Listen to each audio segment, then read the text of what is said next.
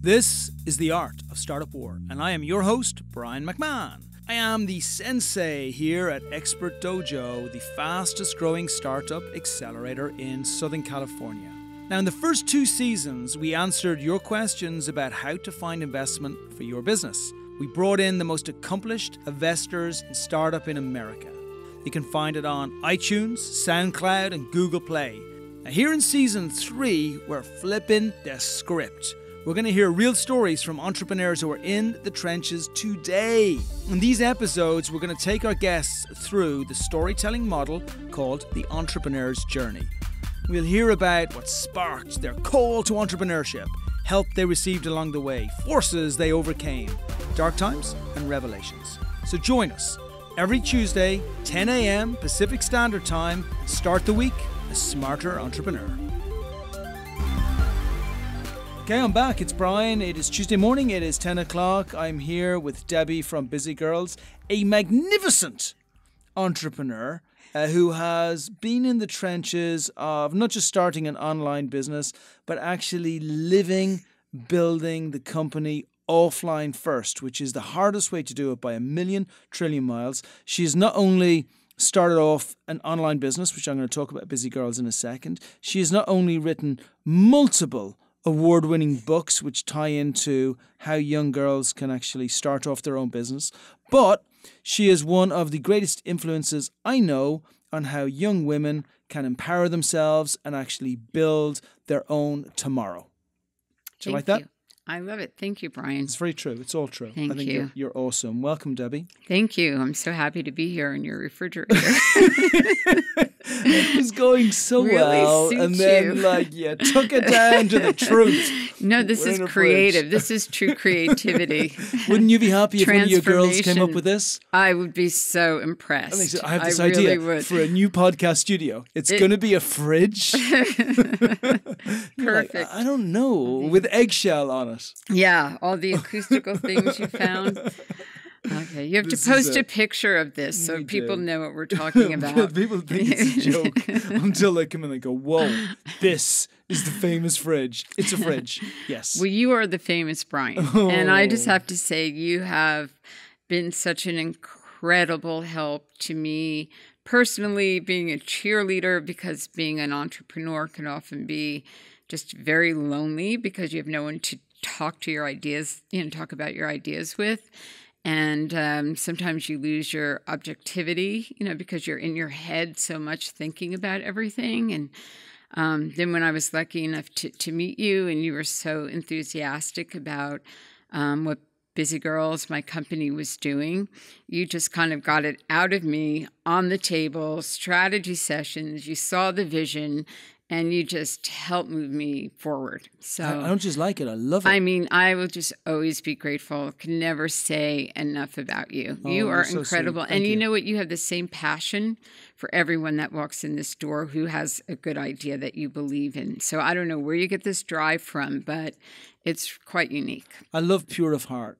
I love when we're building something which is beautiful and it wouldn't exist without you. And Bizzy Girls is that. Like, you've taken it from a concept and maybe explaining. For me, it's pure Etsy for young girls to be able to develop themselves on multiple levels, which goes beyond what Etsy was ever even able to do. That's why I love it so much. And it's being tested out in the real world with the real young women, like from the ages of what, like 13, 12, 13. I've seen 8-year-olds in your classes. Well, actually, so we do programs, entrepreneurship programs, and we were first doing them from 8 to 12 years old. And one of the cities we do summer camps in is Beverly Hills. And those moms actually were the ones that were asking the city, can you please start my daughter earlier? My daughters want to start a business. So with the city of Beverly Hills, we started classes at age 6. And we had 8 6-year-old girls. Wow. Sold out summer camps in Beverly Hills and this summer. What does the 6-year-old learn?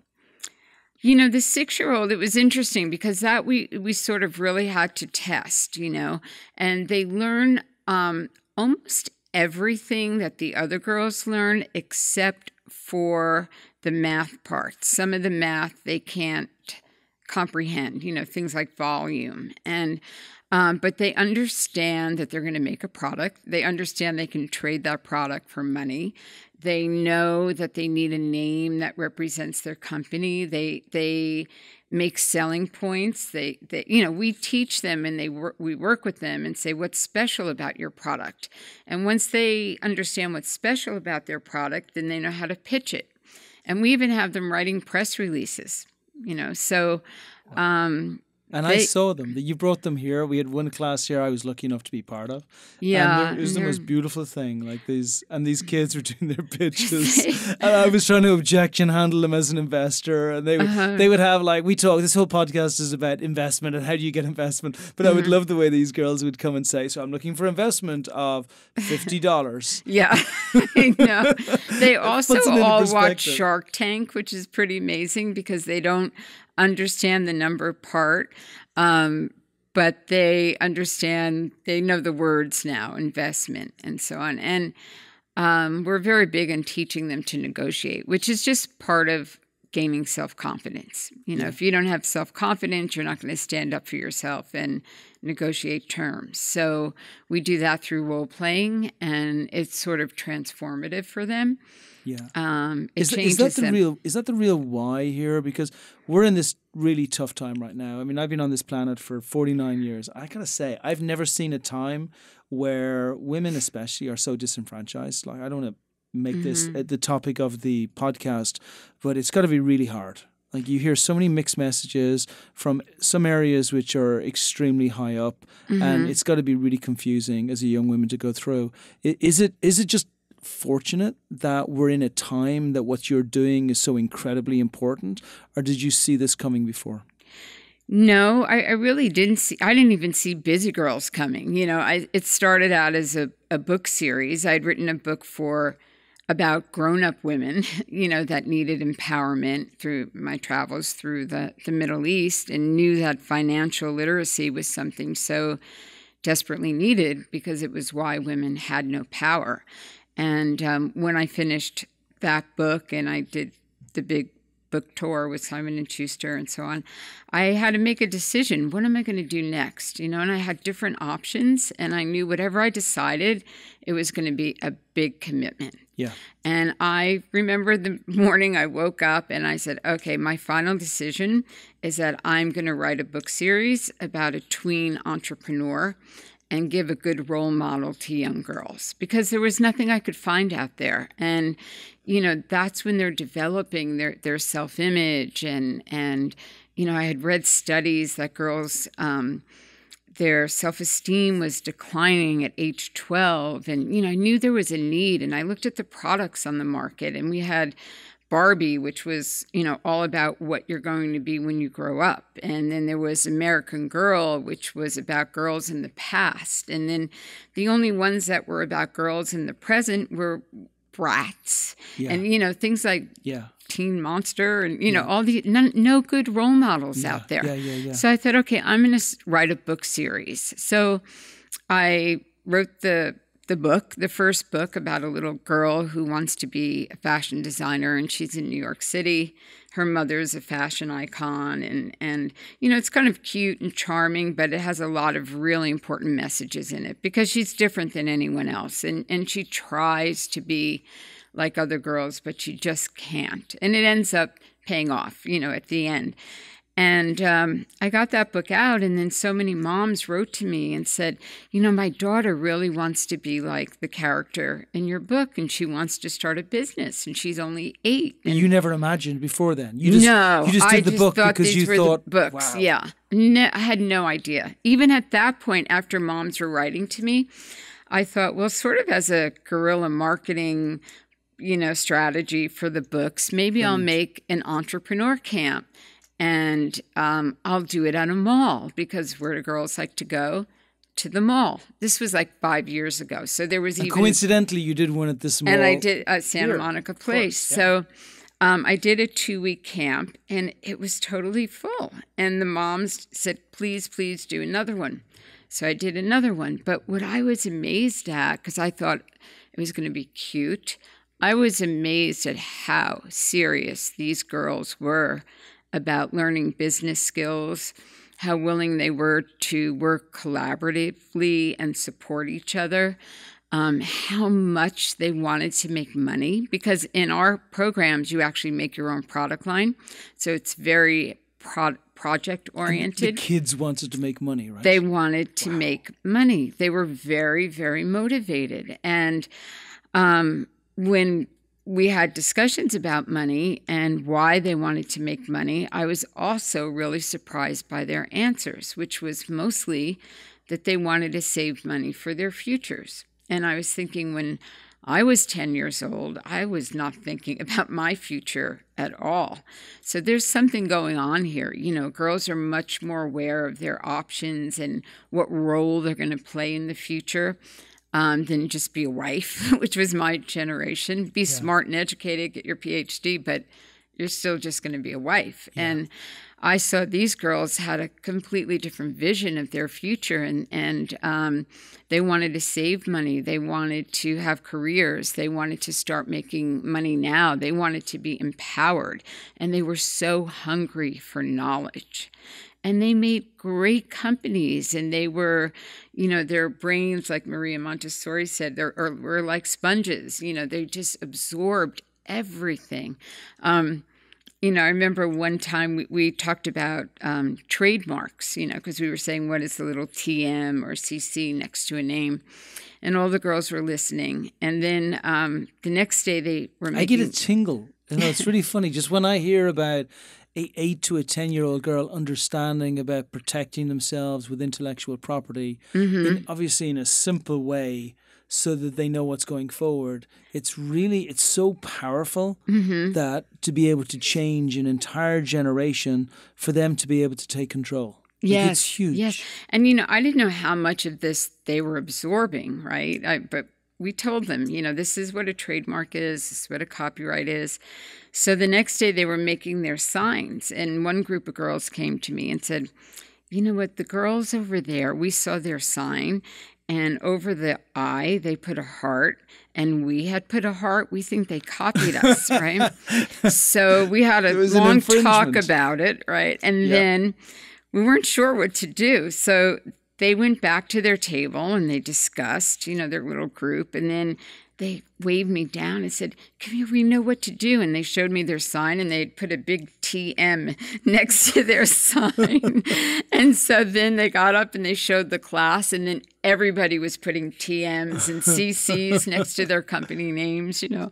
So they absorb so much. It's just really shocking. They take it in. And then, so what took you from, and firstly, who helped you? So you were at this stage, this is a huge leap, camps. Right? Okay, 2 camps. They did great. I realized there's a need there. So the next summer, I did 8 camps, and then I did 13 camps. And this summer we had 35 sold out camps, and just couldn't keep up with demand, and just saw how mothers... 35 camps. Yeah. Wow.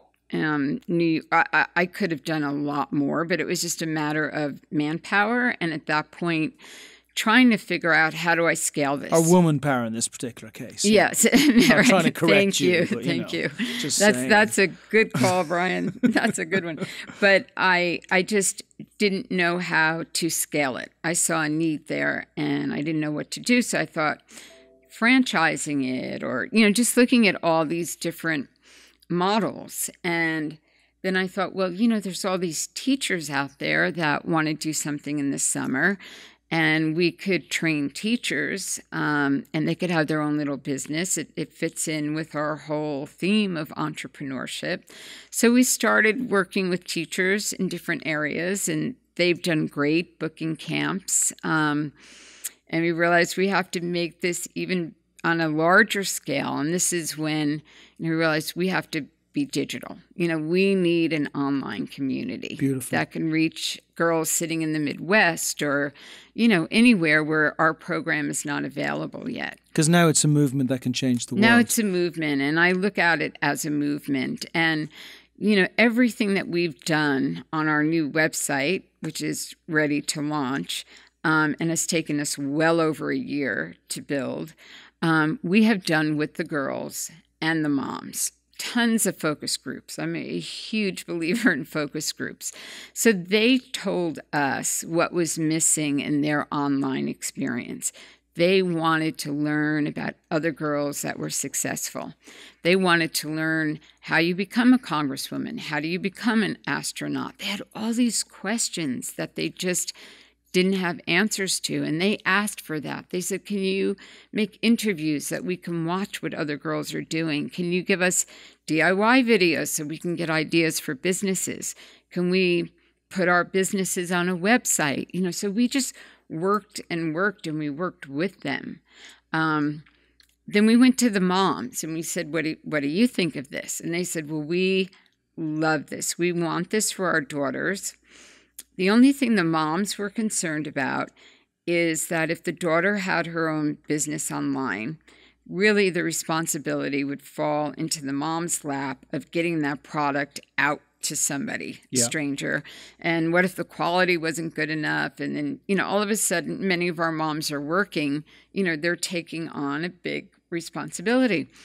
So we came up with a solution, which that the girls could only sell to people that they know. And so when they sign up for their store, they pick a 4-digit code. And if anyone wants to buy one of their products, they have to have that code from the girls. So that made the moms so happy. That was the perfect solution. So that way they know that the sales are being made to friends and family that they know. And, the shipping isn't going to be a huge problem for them. They could just make arrangements to get their products out. It's also a beautiful, gentle way to get everybody engaged. You get them engaged, you get them involved, and then if there's success, like I've a 12-year-old. We can change that. Yeah, and right. you can always it's a good entree. It's a wonderful entree because there's no reason why anybody can't get involved in it. And I always remember when we were first sitting down and you said to me, "Oh, so it's all about girls and what were my feelings about boys?" And I'm like, "Leave boys out of it. Boys get I have a 12-year-old sitting outside the podcast studio right now, and he's putting together his app, which he's just built PayPal with. They have every opportunity in the world. Right. Girls do not. There is not a great movement to help girls move forward, and I think the world is ready for it. And so many people are offering you support, right? Yes, they are. And actually, before I go there, tell me what was tough. Before we get to, because this for me is such a positive story. There's hardly any negatives, but it has to have been tough in some areas as you were building this. It was tough in a lot of areas, and I'll tell you what they are. But I would like to just make a point about the Girl Scouts. Okay, go on, yeah. So the Girl Scouts have been struggling for years. They're losing a lot, and it's basically because the girls feel it's too much about the cookies, right? But what the Girl Scouts did, very similar to what we are doing, is they started letting girls in certain areas open an online store for the cookies. So it's like a drop ship, right? The order just goes to Girl Scouts, but they're only allowed to sell to people they know. So basically, they are doing it. It's safe, like ours is safe, but they're basically doing it because they wanted the experience of having something online. And the first 2 years, they had almost 160,000 girls open online stores to sell cookies. And, it's in a very limited areas, test markets in the United States, but it just showed us, it was great to see that number, that girls really wanted that online experience. And that store, the Girl Scout cookie stores, are very complicated to open. We tried them because, the orders have to go to the Girl Scouts and there's all kinds of forms. But we simplified ours. The girls can create their own stores. They pick backgrounds. They upload their pictures. They're in control of it. And the beauty of it is they get to keep the money, and that's what they want. That's what they're looking for. Yeah. And that's how you really build self-confidence, that, you have a result from your action that you're proud of. Yeah, and sometimes a positive result and sometimes not a positive result, but it means you learn and you go forward and there's an end point for everything that you're doing. I absolutely love that. And what was hard, and it's still hard. I mean, I find difficult things every day, to try to figure out. and trying to make decisions by myself a lot of the time was hard. Finding out what worked and what didn't work. I wrote the curriculums. My background is as a psychotherapist, so I used a lot of things that I learned in my 8 years of school in my curriculum. So I use a lot of social emotional learning, and have discussion groups with the girls about the things that concern them. So creating a curriculum that addressed the whole child, the whole girl, was very, very important. And it wasn't just about the money. The money was like the icing on the cake, and they really wanted that sense of power. But they also wanted to learn other things. They wanted to learn how to make decisions. An entrepreneur does have to make decisions, and entrepreneurs have to learn how to deal with failure. And entrepreneurs have... Hello, yeah. We've been there. Yes, and they have all of to us. Create goals. And so we brought all of this into the curriculum, where every day the girls write their goal and they put it on a board. We have a kindness board. So if someone does something kind for you, you don't write their name, but you put the action up on the board. And, Nice, at the end of every camp, that board is full. So we really want to promote a culture of kindness and have ways to validate girls that are kind when they do that.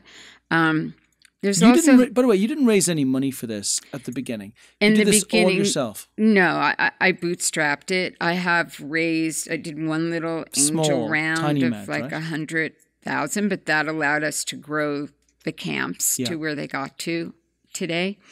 The girls are learning a lot of really important skills, which actually strengthen the executive part of their brain, and that's the part that will always help them make decisions and, do top-down processing. And why is that important? Because as they now transition into teenage years, the peer pressure is so important to them. And this way they know that they do have choices, and that they don't have to get girls' approval to validate themselves that aren't really doing very positive things.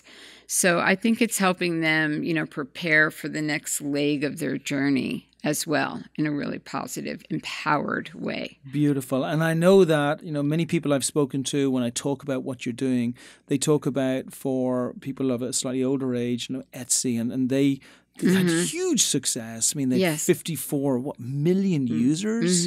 Unbelievable. 1.4 or 1.5 million buyers or sellers on their system. Yeah. Unbelievable. And what I think is this interesting... market is enormous. Yeah. What I think is so interesting about Etsy is that there were all these women crafters out there, and it was really the women's movement, women feminists that got behind the company and said, this is a great way for women to start their own businesses. They're sitting at home and they're crafting, and now they can make a business. And you know how it grew. I mean, they did an IPO at a $1.8 billion valuation. Every year was an increase. Every year. So, women feel the same way about all the young girls now. But Etsy was only for 18 and older. And our community by the way, I don't think it's even just women. I think a lot of dads of young girls feel the same way as well. It's very disquieting what's happening right now. And I think a lot of people are moving into we need to make sure that our daughters are in a position that they can protect themselves. Yes. And the best way for them to do that is to empower themselves and to make sure that they're not relying on somebody else to provide them with employment and provide them with favors and provide them with help. They own their environment. Yes, they want to be independent. This is why I love what you're doing so much. So I want to go into the successes in a second and where we're coming to, because so many camps that you've built, the fact that you built it for such a small amount of money, the investment that you got, and what you've actually done with the platform and the way you managed to work on alternative investment strategies to get that built was huge. Let's just, before we get there, tough times. Has it been easy? I don't know why I even ask. Has it been easy? You know, like it's never easy. It has. It's rewarding. Yeah, for sure. When you get beyond the exhaustion. But yeah, and that's something I have to be very careful about, and I stress this with all entrepreneurs. I mean, I did get to points where I was so stressed and burnt out that I wasn't being as productive in the right ways that I could because I was just so exhausted.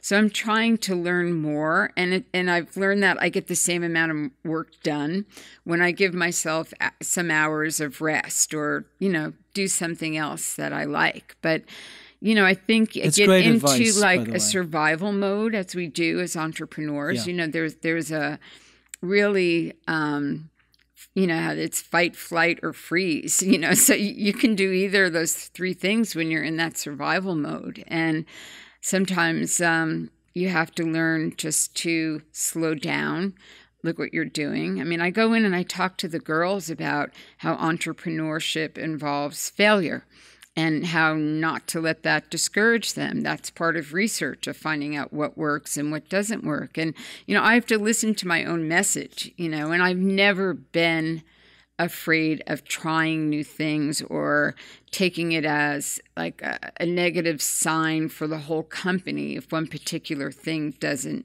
work.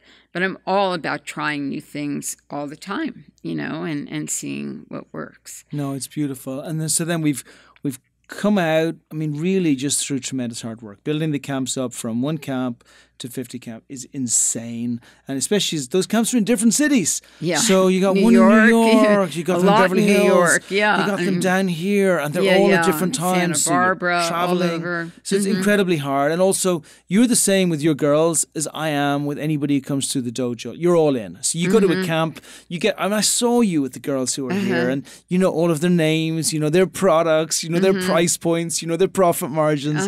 Like, it's beautiful to see, but you have to be all in to get to that place. Right. So, and what you did with the investment, you raised the first 100,000, you built up your camps, you then decided you were going to make it online so you can touch 1 million young girls, and then you used really smart investment strategies to get an incredibly complicated site built, which allowed you to be the Etsy or to be the shops, to Shopify for all of these all of these shops that would be put up there, which was by getting developers to come in and get engaged and take a few points in the company as well, right? Yeah, I mean, we were fortunate. It took us a few times to really figure out who we needed to work with. We were working with people overseas in the beginning to save money, and we saw that they would disappear and all of that. And then we had some amazing women developers who found out what we were doing and came and said, we want to really help you. And what they have built, I mean, it's such a complex platform. It's like building Etsy or Amazon or eBay or something. I mean, the layers of coding. It's all of it, because it's not just a shop, right? They could also be an influencer, their own channel. This has been coded, every bit of it. We own the IP. They have developed it, and every decision about what do we do about cancellations, what happens if, a credit card doesn't work. So there's opening your own store. We had to put all the safety measures around that. We have to see everything before we approve it, before it goes live. Making sure that there's adults involved, because we have all the COPA laws, which we have managed to find a system to, be compliant with those.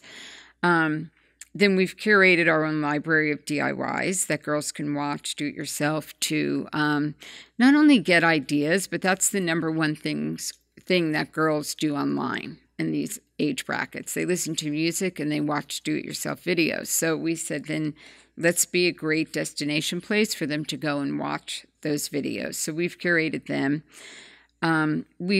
We've created, a special page that is just all about business tips. It's all videos. How to make a logo, how to make a sign, how to market your company, ideas for companies, interviews with influencers and how they got where they are. Just all the things that the girls asked for, we've created like that. We have stories you'll love, because we asked the girls what they like, and they said they love to read stories about girls who have succeeded. So Yeah. we have a whole section, with Malala and, all these young entrepreneur It's girls that they can see all these short, articles about that. We have SEL, social emotional learning games on there so that they can enhance their decision-making skills. And one of the things that they really told us they wanted to learn more about was how to deal with their emotions. That was they said, what do you do if you're hurt? A friend doesn't want to do something with you, and then you see them out at the mall. And so they all had these concerns that they didn't know what to do, with their feelings about that. So, we've put... You're really teaching them about life. Yeah. I mean, this is so much more than entrepreneurship. That's how I say, like, the money is the icing on the cake, but we look at the whole girl, and just try to. So I always say, you can always teach someone how to coding, but we want to teach coping, because if you know how to cope with what comes in front of you in your life, you can always learn any skill. But if you know skills and you don't know how to cope with your environment, it's useless. Yeah. I mean, you just navigated this whole investment part so far beautifully because you've avoided the focus that people normally have to put on it in the early stages, which is 80-90% of the time, and they can't build a product. You've built your product, built the camps, raised some money to make sure that you can do the camps properly, built the platform, brought in the developers as equity partners of yours without giving a massive amount away, a fair amount away that you gave. And now you have a platform with a built-in CTO team in the platform, and you're ready to go. And now it's just about scale, right? It's just Nothing about else. scale. Look, I took everything that we've made from the camps and put it into building this platform because I know the girls are ready for it. And you know what? I sometimes read about, companies that just found a gap in a market, that was so underserved. And they have huge success in such a short time, like... Me Too, which is a huge, it reaches Latin Americans. They have 4,000 channels on YouTube. Yeah. And it turns out that the founder, the mother of that huge network, her daughter was in our camps. And so she came on board to help me do this, or even complex media. I mean, they realized that there is a gap in the market. There wasn't enough content for millennial males. So they created a community that would be about sports and sneakers. And, they sold in like 2 years for like $200 million, And then Awesomeness TV, they tried to make a community for tweens where you could put comedy skits on. And they had millions of subscribers they on that had as well. 10 million in the first year. Unbelievable. End of the first year, they sold to DreamWorks for $33 million in cash. Unbelievable. $89 million, complete deal. And then DreamWorks sold 25% of it to Hearst. So it's now... about a $500 million company in 4 years. Phenomenal. So if you can find an underserved market, which you have found, which we have found, yes, and which we know how to reach, you can grow. And then you market validate it, and then you market validate it more, and then you do it another 50 times, and then you build an amazing platform. Yeah. So now it's beautiful. I believe this is one of our easiest investor asks ever. We're going to do a raise straight at seed. We're going to fast forwarding a year. I'm going to say that we'll raise this pretty easily. I don't see too much difficulty in putting the money through. The product's already proven. The market's already there. We even know like our acquirers in the future and where they'll be. And most beautifully, the impact that you're going to have on all of these young girls for years going forward. So I think we're in wonderful shape. What I would like to do is, do you have, just before we finish up, do you have any advice that you would give entrepreneurs coming through to go for the, I don't want to say growing pains, because most people go through a hell of a lot more. And I know you've gone through a lot, but you've built in an unbelievable straight line. Most people build in a jagged line, right? We go over here and then we get beaten in the head and then we go this way and then we get like knocked back again. But you've just built it beautifully. Well, I do want to say this. I was fortunate enough to grow up in a very entrepreneurial household. My father was a criminal attorney, but he had a passion for businesses, and he built huge businesses. So I always worked with him in his marketing department. It's never, because I was very creative, so it was never about, I wasn't in the money part of it, but I was in the growth part of it. Yeah. And I learned from him, how to set small goals, for in the next 4 months, we're going to do this. But then, so you have one eye on that and one eye on the big picture. And that's a hard thing to do, but that was such a valuable lesson that I learned from him. And I also learned, because I have 4 brothers, and our house was like a think tank. My father thrived on ideas. Just bring me your ideas. Let's talk them out. Let's see. Maybe we'll start a new business with them. And so I grew up with not being afraid to try things. And I think that's one of the things where, and what we teach the girls too, is that you can't be afraid to fail. And that's why entrepreneurship doesn't work in a lot of other countries also. I've seen that happen, because when somebody does something in a family and it's not a success, it's like collective shame. And so culturally, it's hard for people in other countries to become entrepreneurs because of the failure that goes with it. So we're lucky to be where we are, and know that you just have to keep testing and testing and testing what works, and whatever doesn't work, that's great knowledge to know. Just go on to the new idea and try that one until you find what does work. I love it. I love it. And we're in this beautiful place, and everybody should keep a very close eye on Bizzy Girls. Now, for all you investors who are thinking, I would like to put some money into the seed round and get involved, and I would like to get in contact with Debbie, how can they contact you? They can write to Debbie K, DEBBIE, just initial letter K, at BizzyGirls.com. And Bizzy Girls is BizzyGirls.com. And please take a look at our website. It's actually live now, but we're testing it on our own server right now. So, but you can basically see everything up there, but there's just some little, things we're testing in our marketplace.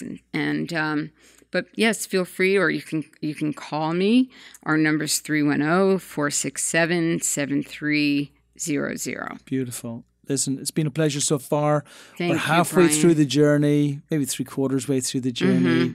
We've got the easy bit to go now. We're going to scale this sucker up, because it's going to make a positive impact in the world, and we're going to raise a glass of wine in a couple of years' time and say it's a beautiful thing. I think we're going to grow so fast, because we have created partnerships with like Junior Achievement, Girls Inc., all these places that want to serve girls don't have these communities. They want to work with us because they're trying to empower girls too, and they know how important our part of it is. We haven't talked, we've finished, but I don't want to finish. I want to just add in one extra thing, because we haven't talked about the unfair advantage, which I love having. And whenever I can find an unfair advantage, it's huge for me.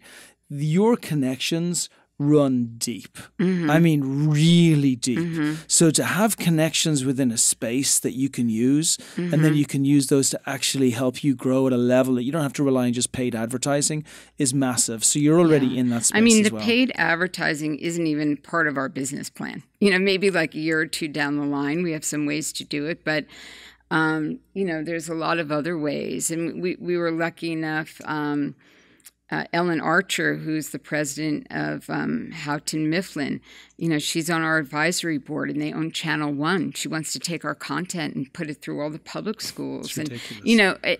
The thing is, I just needed the product. Or, one time I was executive director of Women in Film and Television, so I have so many friends that are producers of big shows like Ellen, or they all want to come out and have us on and show what we're doing. And I just kept saying, not until our website is built. But now we're ready. Yeah, and I can't wait. So now the fun part comes. Yeah, the other fun part. So. Congrats on it all. Anyone who'd like to be involved, you know how to find Debbie. And in the meantime, we're just going to keep on doing the beautiful stuff we're doing. Okay. Thank you, Brian, for everything. Get out of here. So That's much. a wrap. Thanks for joining us. If you love the podcast, please empower your circle by sharing these stories. The Art of Startup War is brought to you by Expert Dojo. And remember, we invest in startups, $50,000 checks. Make sure you apply on our site if you are one of those great entrepreneurs looking to bring your company to the next level. As far as the Art of Startup War is concerned, we are back every single Tuesday at 10 a.m. So remember, check out the new episodes. If you want to find out what the investors think, check out season 1 or 2. But make sure you join us every single week.